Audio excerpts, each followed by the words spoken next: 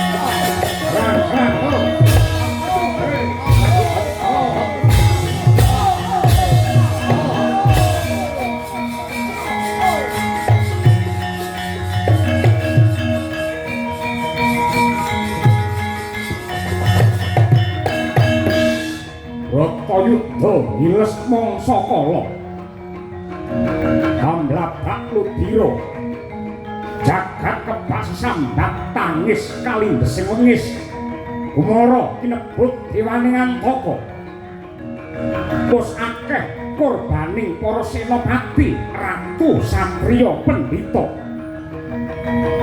handungkap Bratayuda dina kaping 16 Pandhawa Kurawa nyabrang getih payudan Tegal Kurusetra.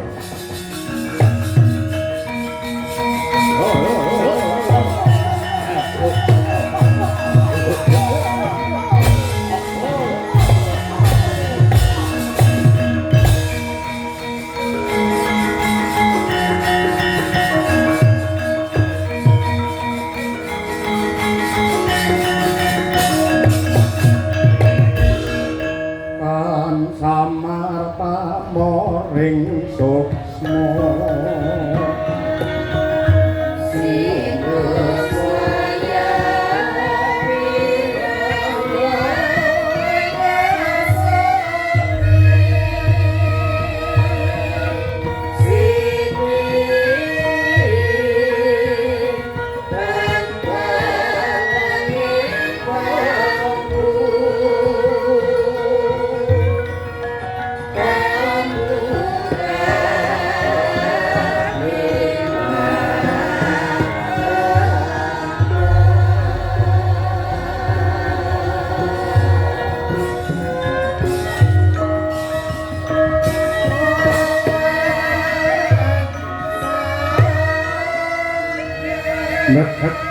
uget sadulita lae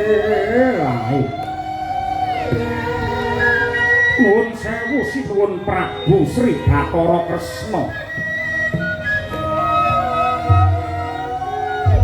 kula suwun ampun gugup lan gagap nggagapi dhumateng lelampahan menika. Yen sampeyan bingung kabeh wong sak donya niki bakal kelangan kiblat.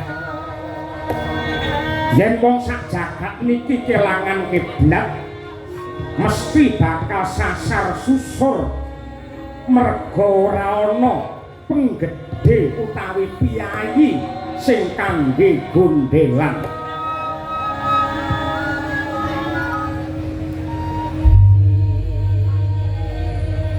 Pramadewan ingsun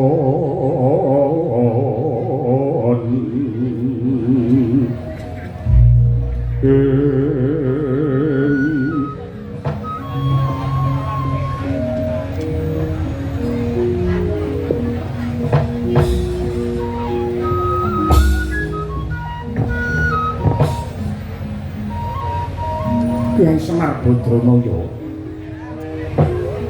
ya mergo aku mikul tanggung jawab dipercaya dadi lantaran rahayune jagat sing nyektine ngeboti rasaku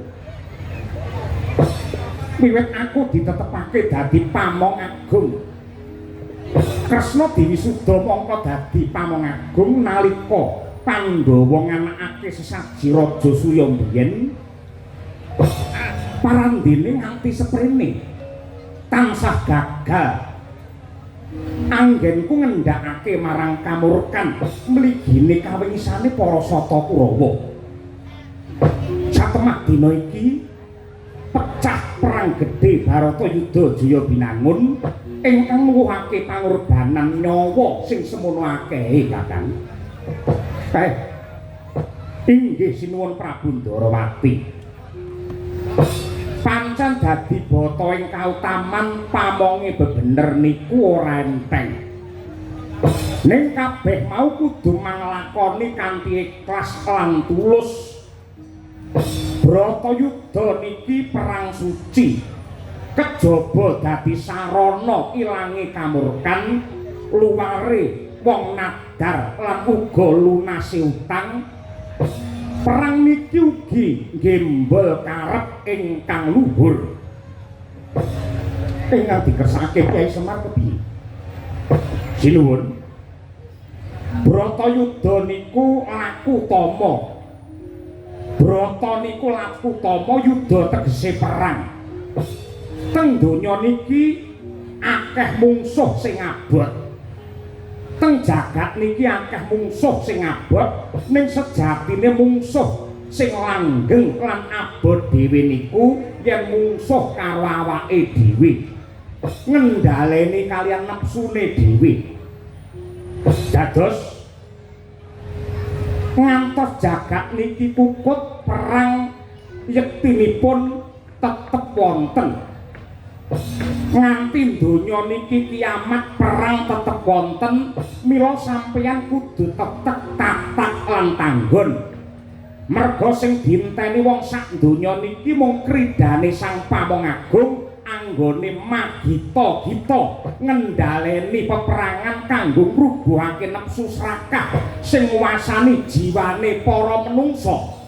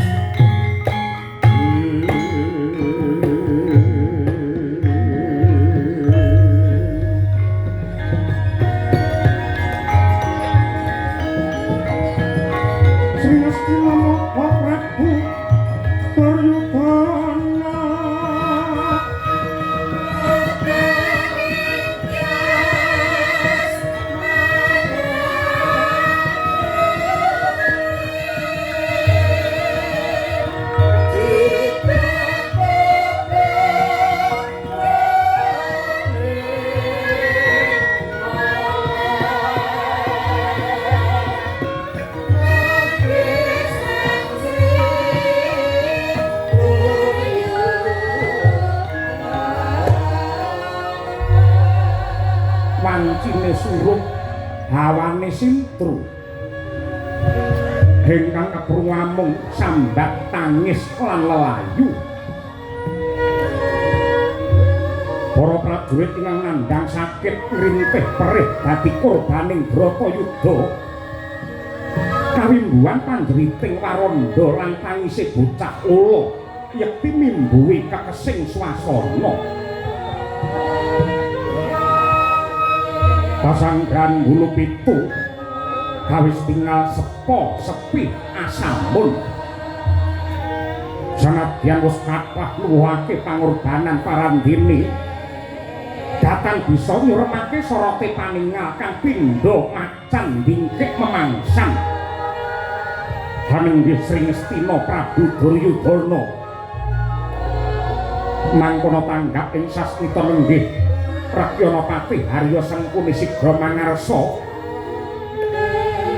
budidaya mrih lejar ingkang ledeng nandhang wigena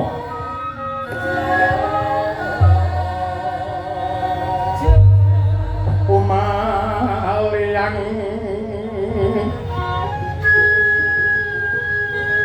klotoking katyubeng angin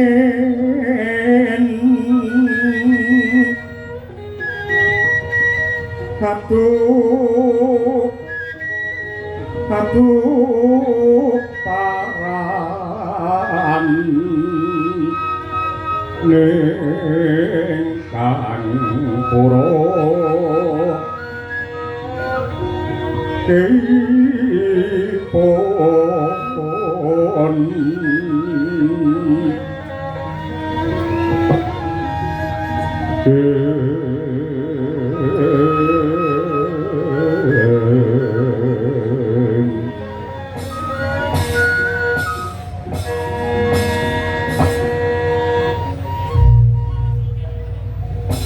Kawula nuwun sewu nggih anak Prabu Duryudana.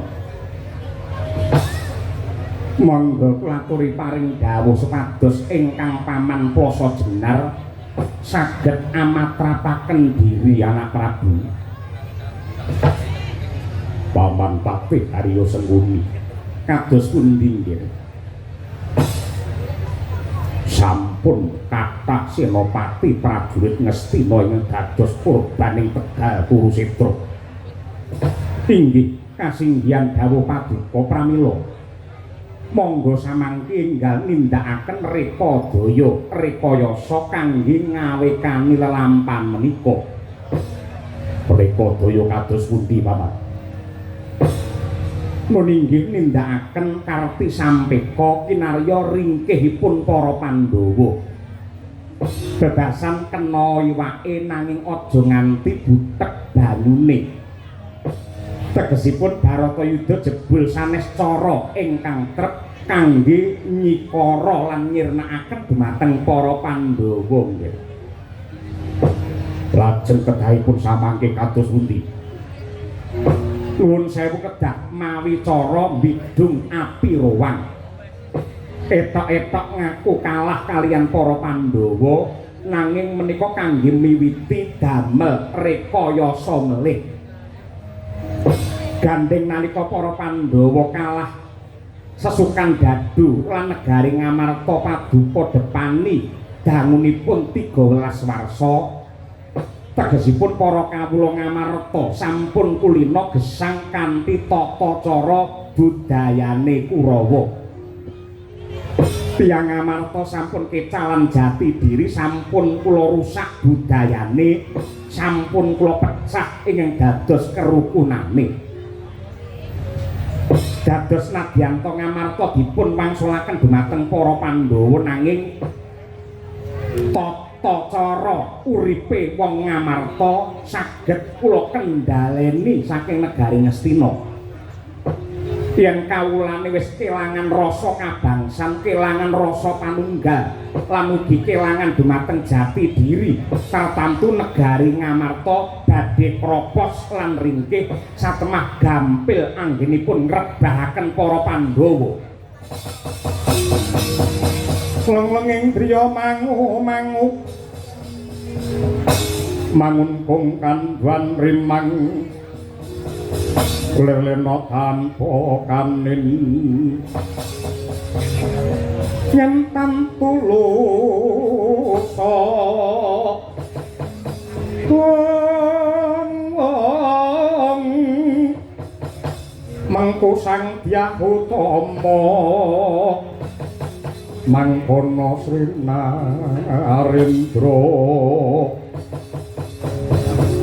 wis nyolon hanggrapa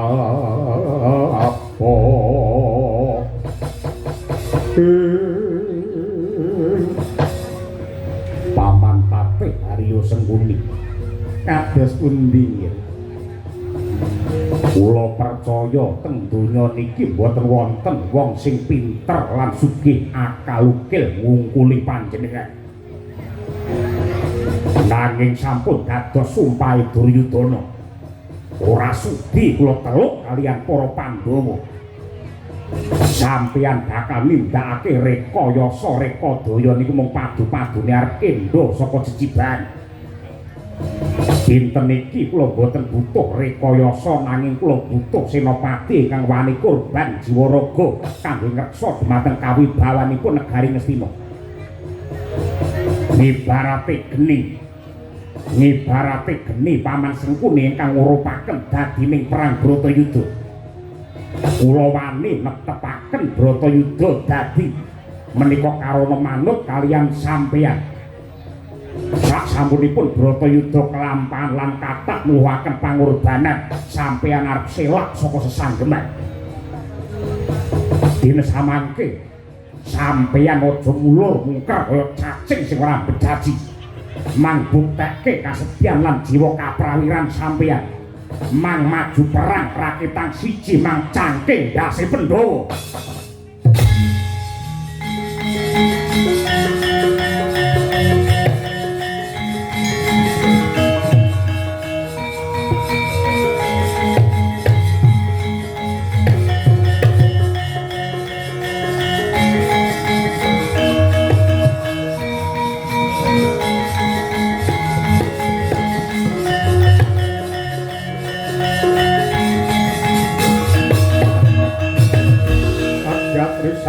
pirangmu rinangkul kinempet-kempet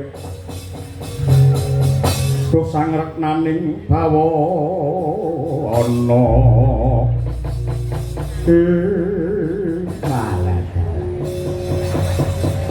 Nadyanto kados sinambring gelap jantung kula nanging kula rumaos marem dene ripalungguhan samangke sampun pikantuk pangasih lan ugi kapitayan saking Angger Duryudana anggen kula badhe ngerti ngalaken lelabetan kula dhateng negari Ngastina pramila saking menika Bratayuda dinten ingkang kaping 16 sanes sinten-sinten ingkang dados senopati kejaba wong plasa jenar Sengkuni niki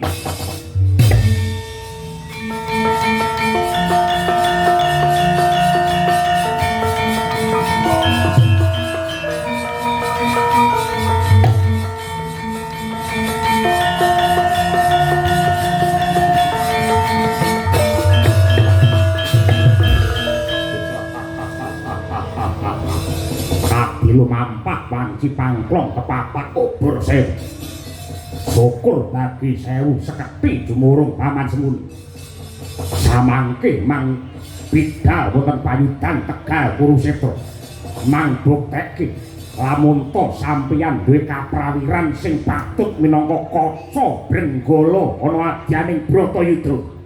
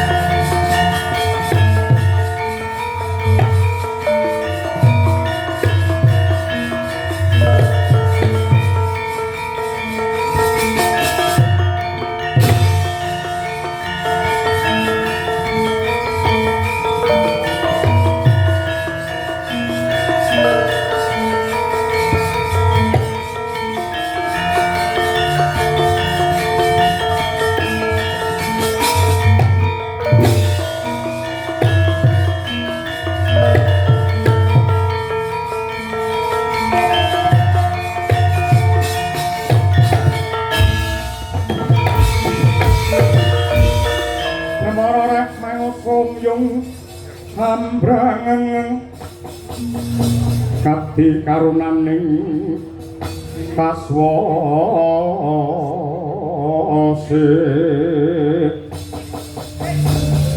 ning marga memalat kong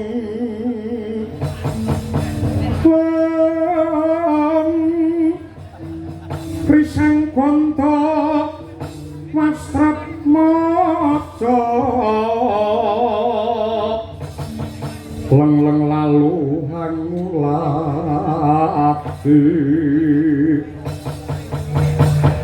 Surya mangrang sang waya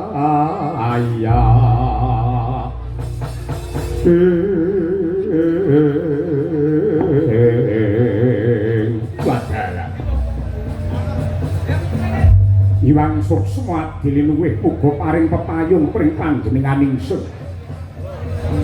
Garwaku sing ndak tresnani he Gendari. Bojoku sing ayu dhewe Ndari. Kamulon wonten timbangan ingkang ngadhawuh Kakang Adipati Destarata. Saka Gajah Uya aku merintah lawan kowe supaya nuntun lakune Destarata. Mergo aku nandhang Caca Netra, aku nandhang Calahina. Aku tuntunan supaya teka ana madyaning Tegal Kurusetra melu nekseni gumlare perang Bratayuda. Iki tekan ngendi, Ndari? Mun inggih Kakang Adipati. Atur wuninga bilih samangke paduka sampun mapan wonten madyaning Tegal Kurusetra ajanging perang Bratayuda, Kakang. Wis tekan ning Tegal Kurusetra kasinggihan. Sing tak epi-epi, sing tak anti-anti aku mung kepengin ketemu karo adimu Plasa Jenar sing ganteng dhewe ya kuwi Patih Sengkuni. Sengkuni golek ana mara gagil temokno karo Destarata. Waduh Kakang Dipati. Matur wuninga bilih ingkang rayipun Harya Suman samangke sampun ngadhep wonten ngarsa paduka Kakang Adipati Destarata. Lah dalah.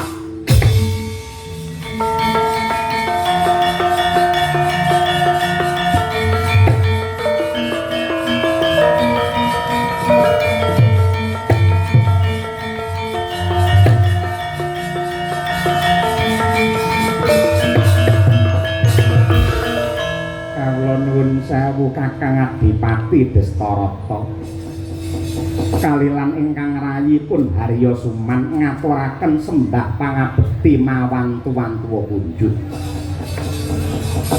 Patih Sengkuni wonten dawuh perkara bage binage ketemu mburi. Ayo saiki kowe petung karo aku. Nun inggih badhe paring dawuh menapa Kakang? Kabar sing nyebar warta kang rata jare Bratayuda wis dadi bener. Inggih kasinggihan. Sakmangke sampun dungkap dinten ingkang kaping 16. Kabare Kanjeng Rama Takanda Sang Mahatma Bisma wis seda. Sampun gugur ing dinten kaping 11. Kabare meneh ya kuwi anakku Panenggak Sidursasana ya wis mati. Sampun pejah dipun sirnakaken dening Werkudara. Ratu Ngawangga Karna Basusena Resi Durna kabare wis gugur. Sampun. Narendra Mandaraka Prabu Salya ya wis seda. Sampun. Ing atase wis akeh senopati sing gugurna madyaning Bratayuda, Pek Patih Sengkuni isih urip. Dalem ing atase akeh senopati sing gugurna madyaning Bratayuda, Pek Patih Sengkuni isih urip. Nggih taksih gesang. Kok iso isih urip? Merga KTP kula seumur hidup. Mila ngapunten kula mboten pejah Kakang Adipati. Aja dlawanan nggih. Bratayuda murub makantar-kantarmu bababal kaya mengkene iki merga saka ndok racun.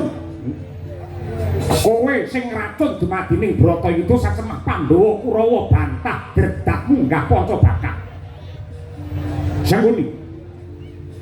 Apa kowe ra kelingan lelakon sing wis kawuri nalika semana gandeng aku ki Caca Netra aku ki wuta. Anakku sing cacahe 100 ndak pasrahke marang kowe supaya nduk gulwenthah sing kanthi becik, nduk tuntun marang kautaman, becik tumindak lan apik kelakuan. Ning nyatane piye marang nduk surung marang jurang kanistan duwe rasa iri dengki jahe metake dawen panasten meri pambegan lawan dulure dhewe sing jenenge para Pandhawa.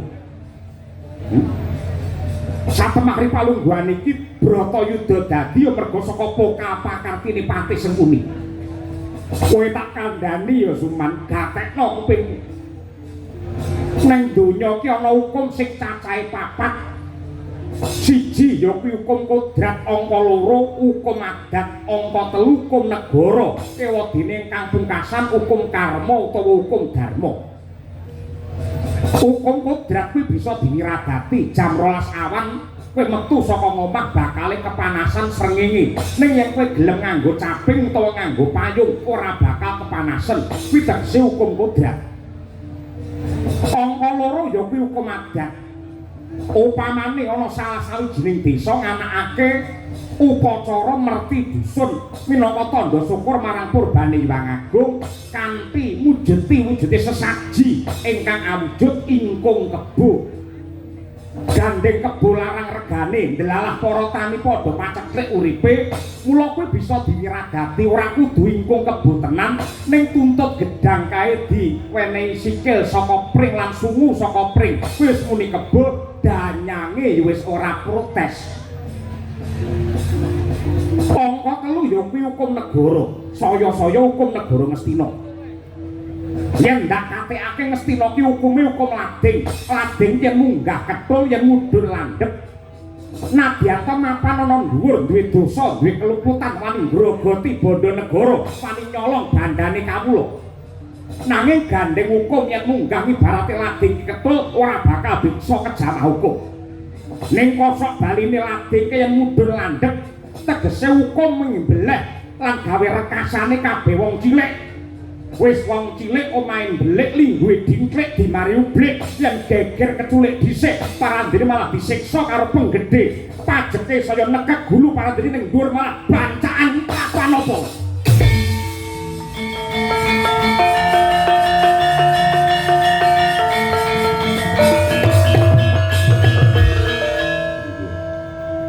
Ngapunten, bener apa ora kandhaku? Nggih, leres. Pancen saperangan para pejabat Ngastina kados mekaten, ning ugi wonten pejabat ingkang sae, ingkang nuwun sewu lambangipun menika wit waringin, warninipun kuning. Niku sae merga nguri-uri dumateng kabudayan, nglipur dumateng para warga ingkang sami pinarak wonten mriki sedaya. Niku tiyang sae.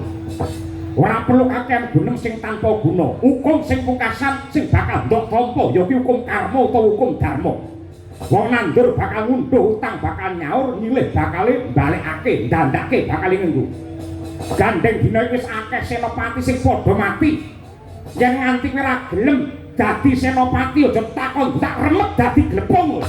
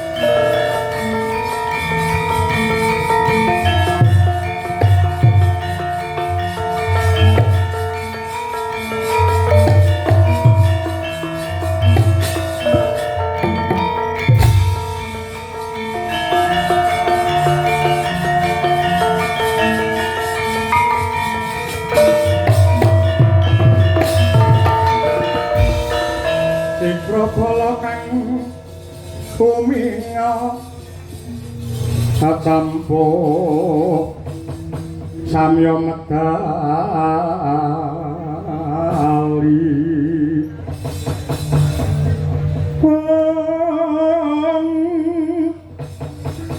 ler atik wilating kata dak wangkong mangoncang niti bencang sangaji micelo patinya ngedali wuwus trastra surawilaga kaya buta singa pragil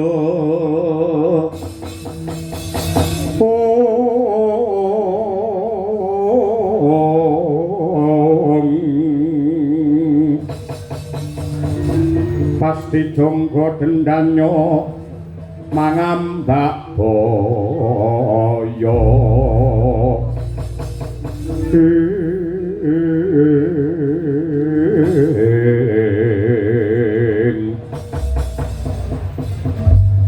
Kawula nuwun sewu Kakang Patih Harya Sengkuni kapareng miji dumateng ingkang rayi ing Plasa Jenar kula nyadong dawuh kalilan kula cumadong dawuh Kakang Patih kadang-kadangku adi-adiku ratu sakembaran kowe Gajaksa lan uga Sara Basanta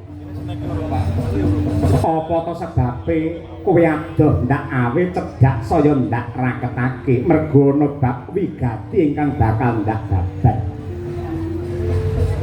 wis akeh asil bumi lenga bumi Ngastina sing ditewu kaya banyu diwenehake marang negaramu ya kuwi Plasa Jenar sing tegese wong Ngastina banget anggene tresna kelawan Plasa Jenar. Nah, gandeng ripalungguhan iki Bratayuda wis dadi.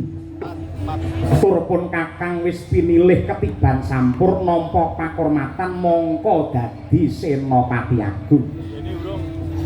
Mula kang mangkono ripalungguhan iki genti tak jaluk labuh labetmu dharma bektimu marang para warga ing Ngastina mligine marang panjenengane anak Prabu Duryudana sing dadi Senopati Agung Patih Sengkuni wadene Senopati Pengapit Gajaksa kelawan Sara Basanta yen dadi kados mekaten boten langkung sendika ngestaken dawuh beda bincang menapa Kakang Patih Nadyanto rambatan pundak sambung obor colok lintang liwat dalan sisih etan muga-muga men nemu bejo lan kamulyan wadya bala sakanane saka ing Plasa Jenar budal dina iki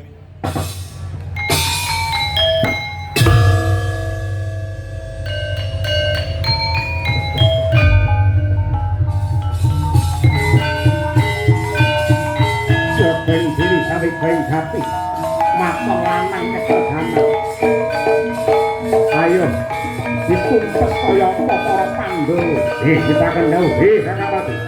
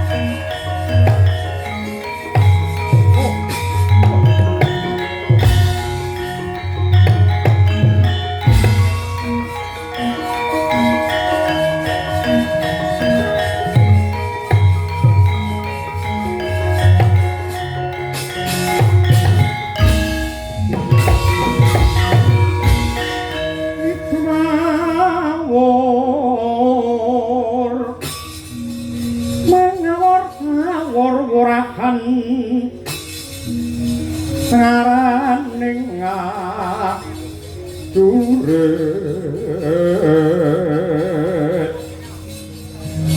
komakuru kongsa teteka yaba tulo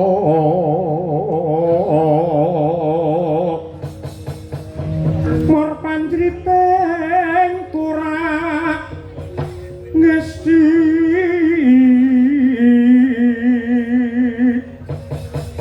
perkata ingkang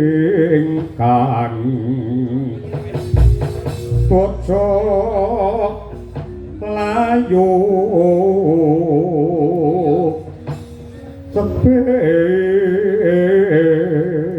sepet wasatika lagi wae aku ngambah Tegal Kurusetra ana satriya bungkik kakek kunting tangting brengo sisak kepel sisih aja nganti kowe mati tanpa aran ngaku sapa kowe le lekno mripatmu jerengen gobokmu satriya swala bumi ya ing lisan pura jenengku Raden Setyaki dasar para nyata wis sapa lan barisan saka ngendi muri saka negara ing Plasa Jenar Kesete sembanku Prabu Gajaksa Sara Basanta komandang garba kang dadi aranku aja kowe sing maju ana madyaning pabaratan kowe nyimpang kowe nyingkira kowe mundur endi agul-agul bebantengi Pandhawa sing jenenge Werkudara kon maju lek kokop geti aja blangap-blangap atur ngucap kowe bisa ketemu kelawan Kakang Mas Werkudara waten pinter jebol diadani Setyaki piye apa apamu wani karo aku dene apamu sugih kendel bondo wani legan golek ngomongan bupuno golek pasangan prangi tatal grajel tibane Kyai Lanjari mbuh dadimu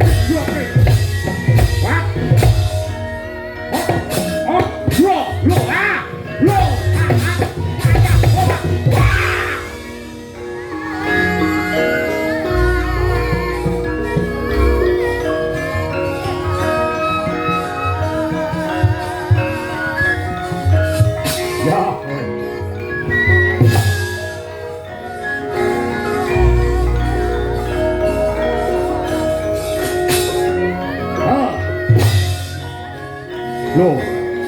Beles. Oh.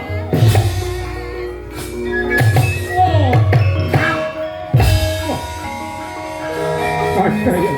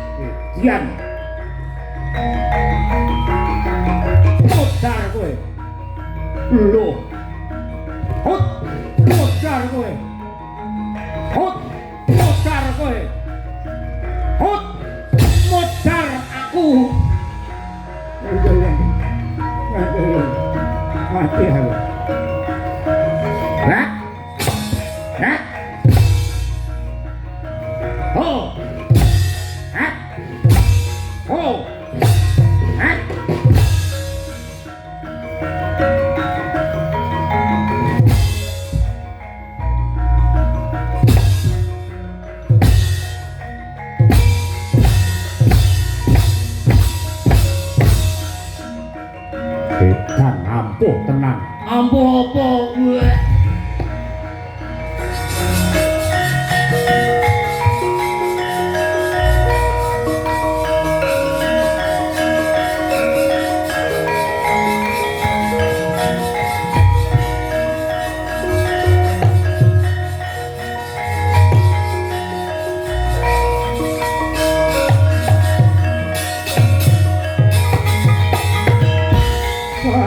Nyokong alubur dasar kakak warnanipun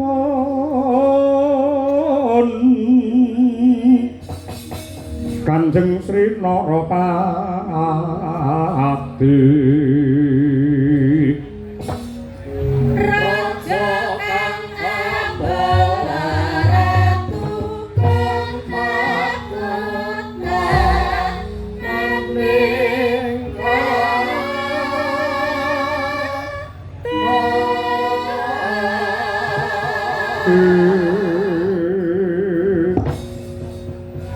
Iblis anak setan membo menungso wagya balaku saka plasa jenar mungsuh dapur Setyaki parandene do dadi gotongan aku weruh kae sing lumaku kaya wong bingung kaya dilolosi otot bebayune Werkudara Werkudara Dina iki dina pungkasamu ngadhep ana ngarsane Bathara Yama Dipati bakal cemplungne ning yomane. Sawangen Prabu Gajaksa. Saudaning traca bala kelakon borot padukmu.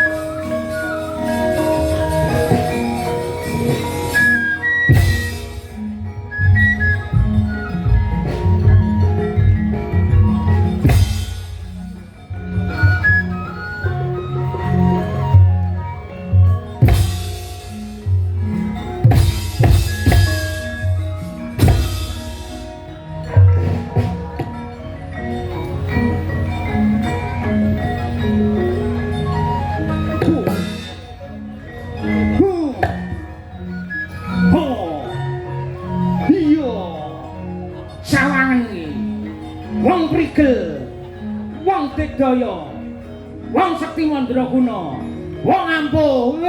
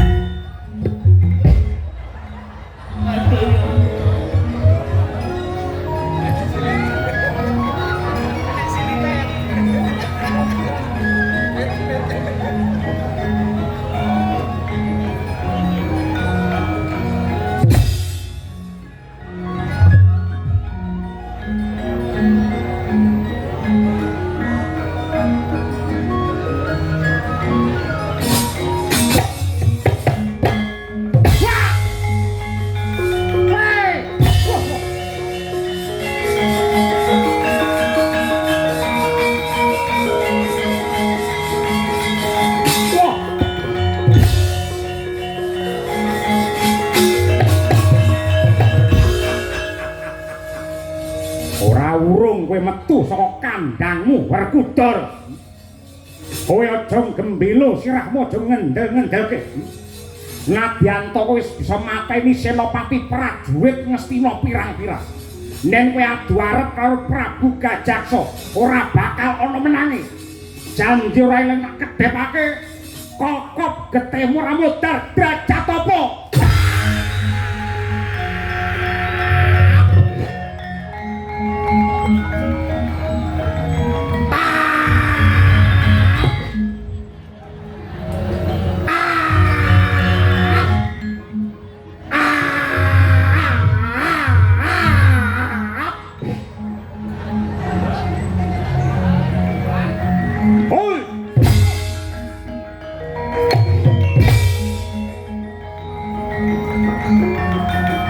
Ya ini wis adus kringeti bayarane piro? Oh. Wah.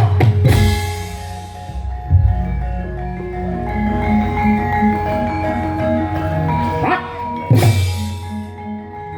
Oh. Wong apa? Wah.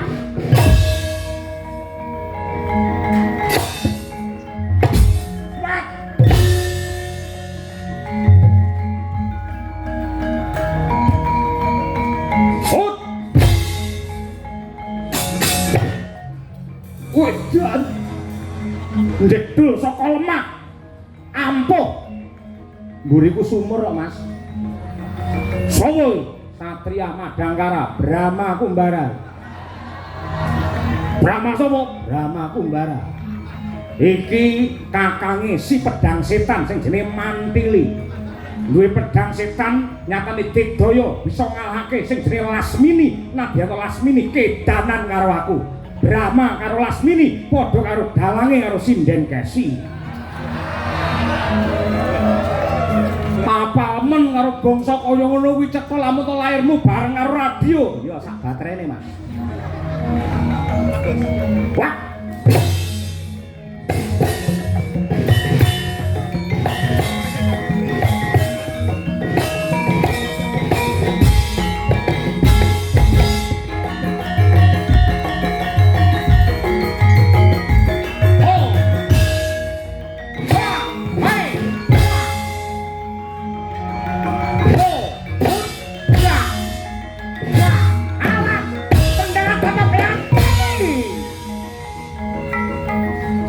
Tibani Jet Li Mejet Bersiap Ong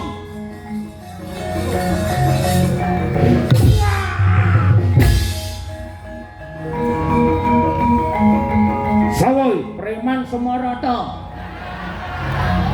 Aku sing tukang narikin ning pasar aneh-aneh hilang nyawamu.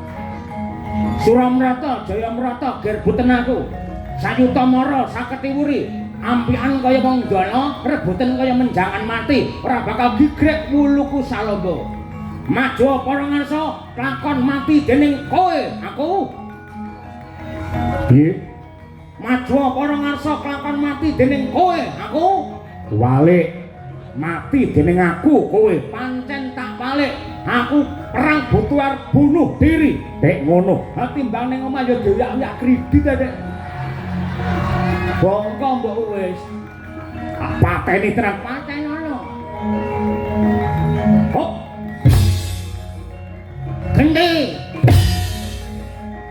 gendi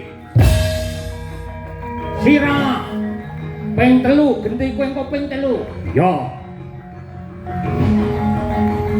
Hah? Pecah. Ora apa-apa. Hah? Pecah. Ora apa-apa. Pisang kas. Sikar sirah. Ora apa-apa. Ampuh tenan kowe. Gandeng kowe Sekti Mandraguna tak dongake dadi ratu ingkang mblegedu kondang kaloka besok mati entuk swarga. Aku njaluk pamit. Kusik. Aku ngantem kowe lunga ora. Ngapa? Ingluk. Adate mungsuh tak antem tanganku tengen. Pecah sirahe mletik polone sikar merapat sing dadi bathoke. Cangkemmu aja mangono kuwi ta. Ngantem ndang ngantem medan-medane mungsuh. Hah? Pecah. ora apa-apa. Wah, ampun tenan iki. Pindung kas. Hop. Pecah. Ora apa-apa. Pisan kas. Pecah. Ora apa-apa. Tambahan siji. Tambahan siji. Tambahan siji. Tambahan iki. Iki.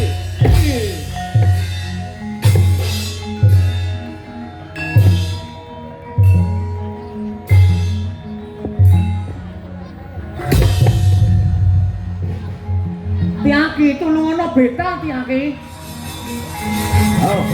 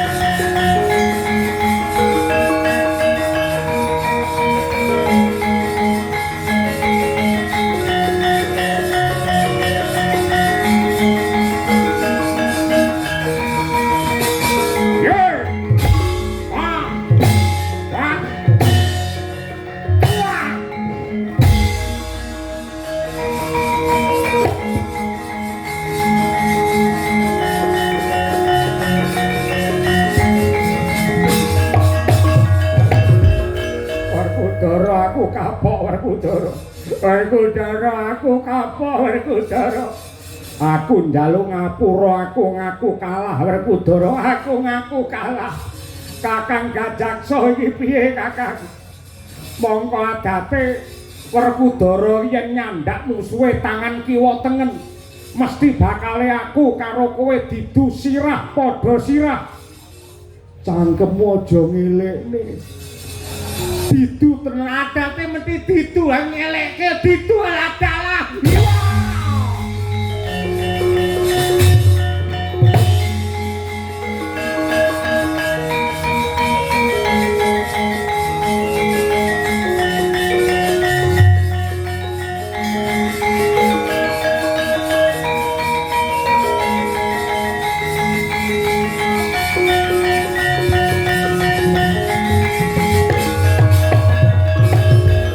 Mawut kang katrajang ing takana wadya sangkep kaprabon prang kang abramarkata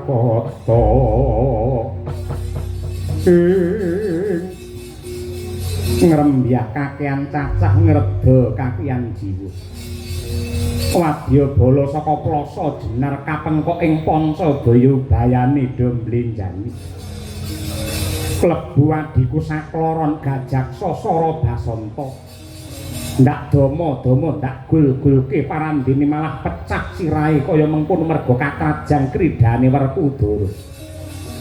Werkudara janggem bela sirahmu.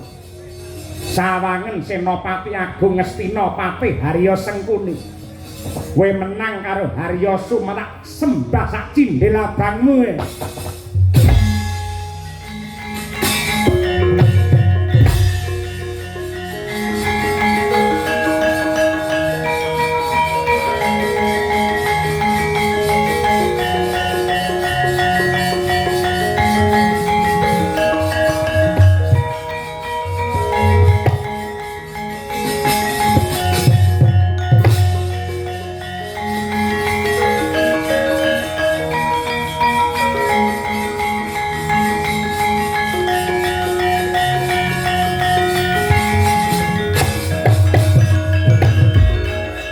Sayuta Mara saketi wuri Sampeyan kaya wong jala rebutan kaya menjangan mati Werkudara. Gandeng kowe sing mateni adhiku Gajaksa Sara Basanta. Utang wirang nyaur wirang tang pati nyaur pati. Pirang-pirang lelakon para Pandhawa ngrasake sengsara merga cangkeme Patih Sengkuni. Ripalungguhan iki pangadilan saka Gusti sing bakal ndok tampa. Apa abamu kok kira aku wedi lho piye? Maju para ngarsa. Ayo tandingana Sang Senopati Agung, ora kelakon glundung ndas nak guroni batangmu.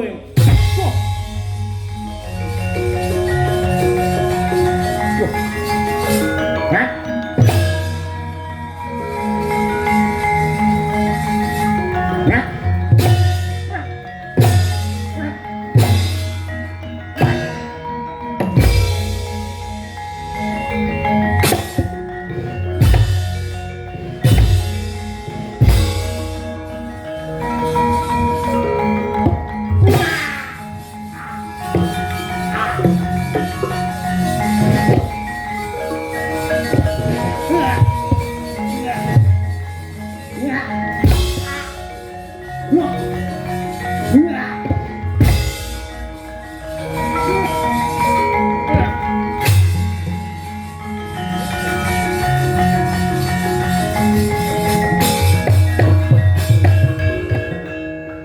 Manut petungmu Sengkuni mesti mati ta.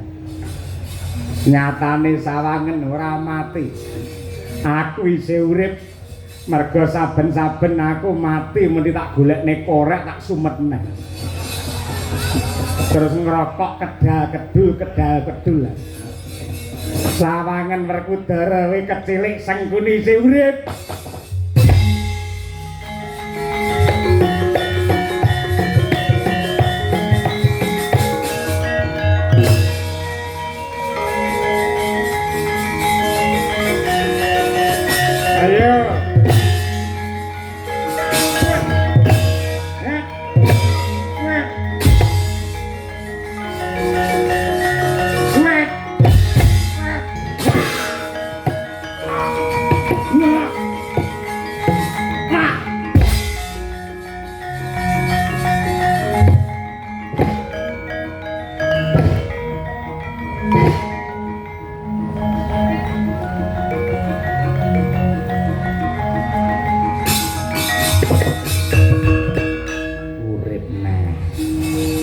Ayo entek nalarmu wele sawangane.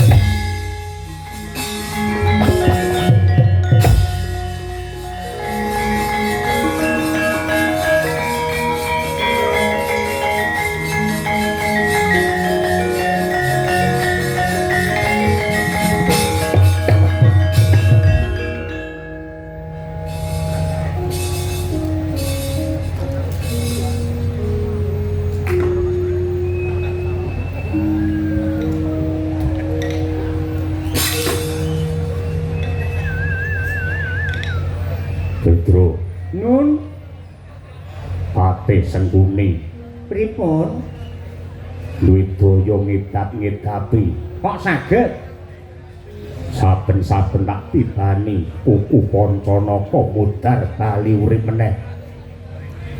Patih Sengkuni niku yo tek nyolong pethek mula kuwi nganti aku bingung kami gilang mungsuh karo Patih Haryo Suman. Lajeng sak mangke kersanipun bapakmu kon rene. Bapak sinten? Pak Supron Suwanda. Duh. Bapakmu Semir kon rene. Saniki? Yo. Lah niki? Niki bapak pun teka mumpung dereng tilem mangjak jagongan. Megagak uget-uget sadulita mel. Pripun, Gus? Sembar. Pripun? Sengkuni ngedap-ngedapi. Tak tibani Kuku Pancanaka mudhar bali urip meneh. Tulungane kowe wong lawas mesti ngerti pengapesane Sengkuni kudu dikapake. Kendhap kula pirsanane rumiyin Kunjing langit kelap-kelap katon lir kincanging alit risang mawe gandrung sabarang kadel wukir moyak mayek suluk cara ngendi komong sak nada ora sing jenenge pakliran padat iki ngono kuwi upamane wilah liyane ro ki ilang jeng iso suluk ilang ning ndi gaden gas kuwi ora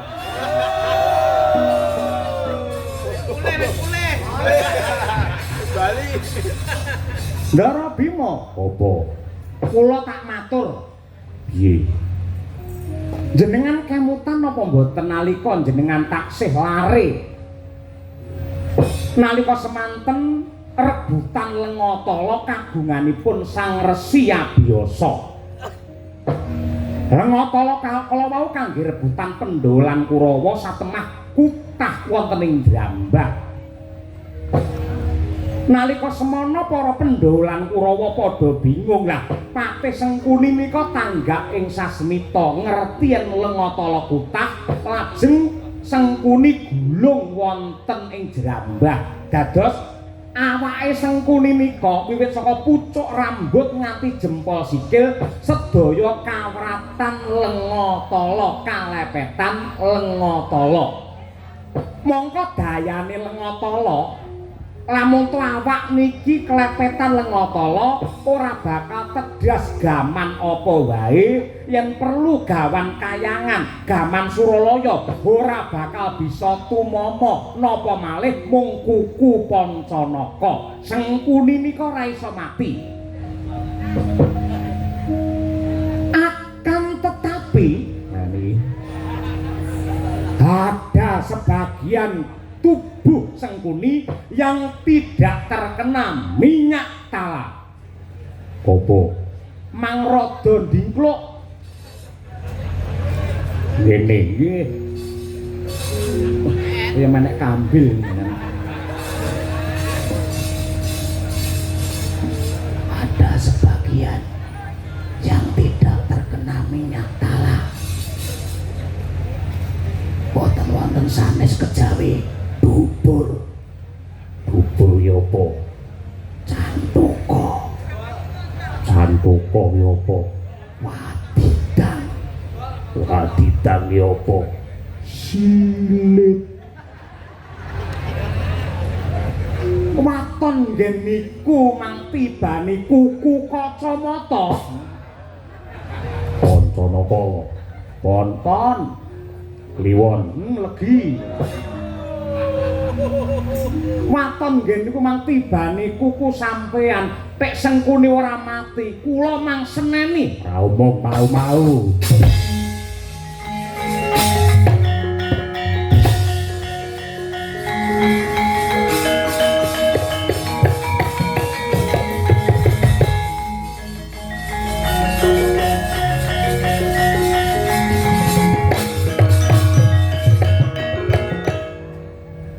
Nyapa iki, Kang?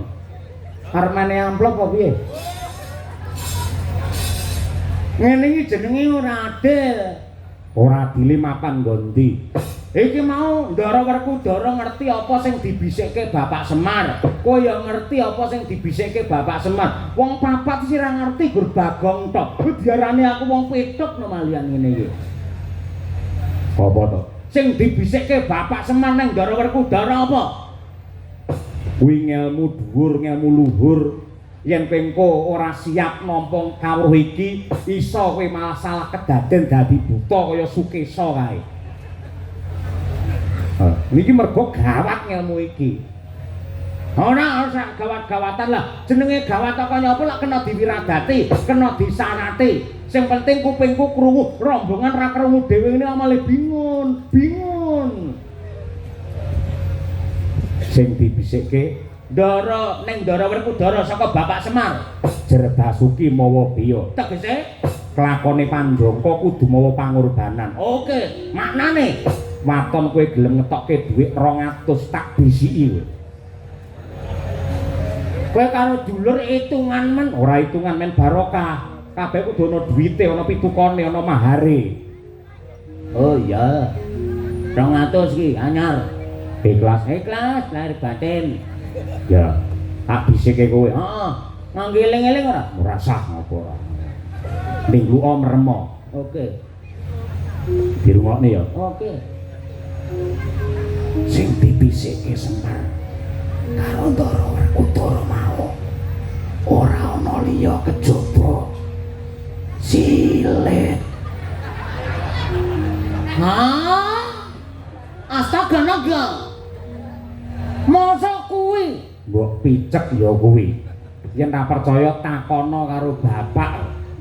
Ora mungkin 200.000 lho, Tru. Ning atase kelangan dhuwit 200 padha karo nabuh semengi. Mosok gore entuk silit. Demi Allah, sing dibisike ya kuwi. Kebangetan lu jenenge kejem larang banget. 200.000 entuk kuwi. Paling ora sandingi apa piye lho. Pabine ora, wis kuwi kok gelem ya kuwi, ora gelem ya kuwi. Wah, jahat banget iki ora. Wah.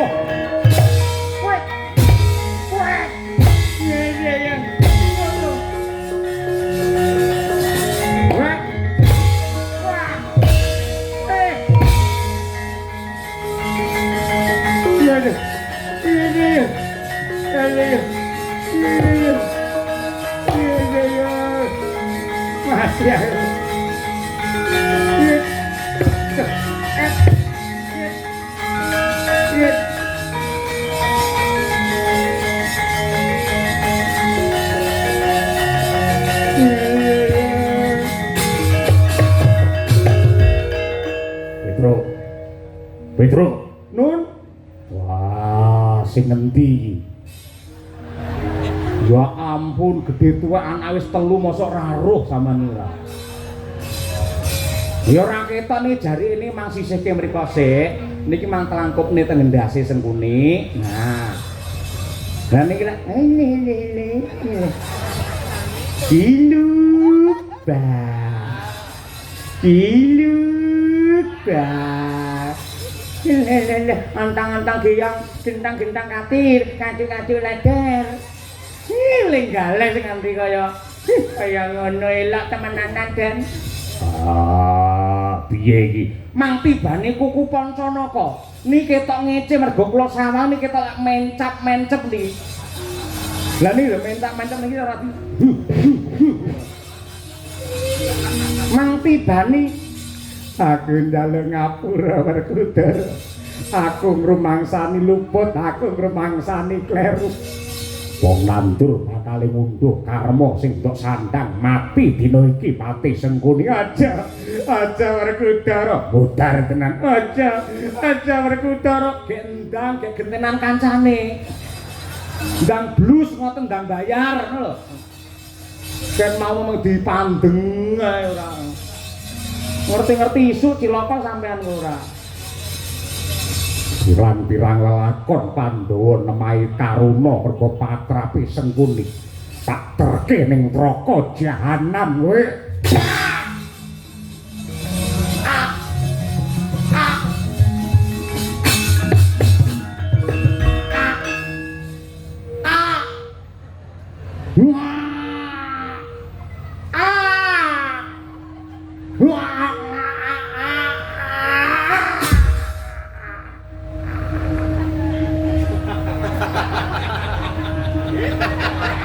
Aku wis apal mendar dianggokne aku ta. Ngono terus ra nengane ora. Diambu dhewe. Aidan.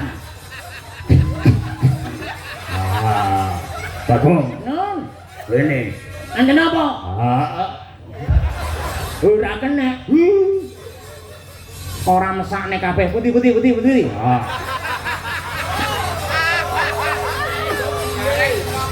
Kenapa-napa kula ning lek ngene niki dikeki apa ae gelem ngene iki. Kula tak mangkei napa kemawon kula anggap minyak wangi men sing katresnanku saya seneng kalih kula. Nah, nggih kenapa-napa. mangdungake ya kula sakinah mawaddah warahmah. Ah iya. Yen lahir calone anakmu kulite kaya zebra cross. Wedasmu ya.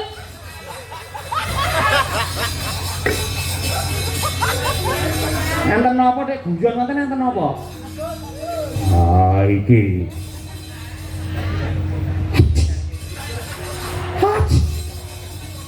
Haji. Gilani ndang iso mriko.